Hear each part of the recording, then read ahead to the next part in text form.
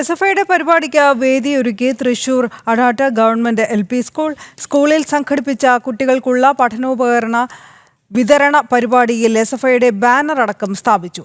സേവാഭാരതിയുടെ medical camp നടത്താൻ അനുമതി നിഷേധിച്ച ശേഷമാണ് എസ്എഫ്ഐയുടെ പരിപാടിക്ക് സ്കൂളിൽ വേദിയൊരുക്കിയത്. അടാട്ട് ഗവൺമെന്റ് LP സ്കൂളിലാണ് SFIയുടെ വലിയ ബാനറുകൾ കെട്ടിയുള്ള പഠനോപകരണ വിതരണം നടത്തിയത്. പാർട്ടിയുടെ നേതാക്കൾ അടക്കം പ്രസംഗിക്കാനുള്ള വേദിയും സ്കൂളിൽ ഒരുക്കി. SFIയുടെ പരിപാടിക്ക് അനുമതി നൽകിയിട്ടില്ലെന്ന് അടാട്ട് പഞ്ചായത്ത് സെക്രട്ടറി വ്യക്തമാക്കി. എന്നാൽ പഞ്ചായത്ത് അറിഞ്ഞു നടത്തിയ പരിപാടി എന്നാണ് സ്കൂളിലെ പ്രധാന അധ്യാപികയുടെ വാദം. പഞ്ചായത്ത് പ്രസിഡന്റ് അടക്കം പങ്കെടുക്കുകയും മൈക്ക് വരെ ഉപയോഗിക്കുകയും ചെയ്ത പരിപാടിക്ക് രാഷ്ട്രീയമില്ലെന്നാണ് പ്രധാന അധ്യാപികയുടെ വിചിത്രവാദം.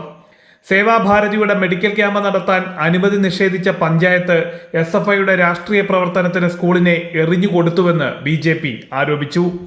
SFI എന്ന് പറയുന്ന ഈ സംഘടനയ്ക്ക് ഈ അനുമതി കൊടുത്തിട്ടുണ്ടെങ്കിൽ സേവാഭാരതിക്ക് എന്തുകൊണ്ട് അനുമതി തന്നില്ല എന്നുള്ളതാണ് ഞങ്ങൾക്ക് ഈ അവസരത്തിൽ പറയാനുള്ളത്.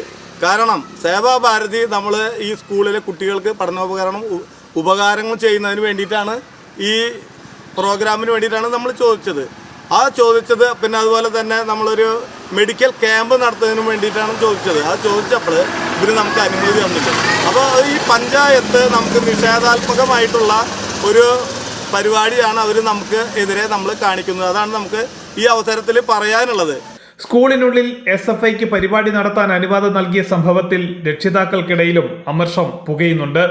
സംഭവവുമായി ബന്ധപ്പെട്ട് ശക്തമായ പ്രതിഷേധത്തിന് തയ്യാറെടുക്കുകയാണ് BJP.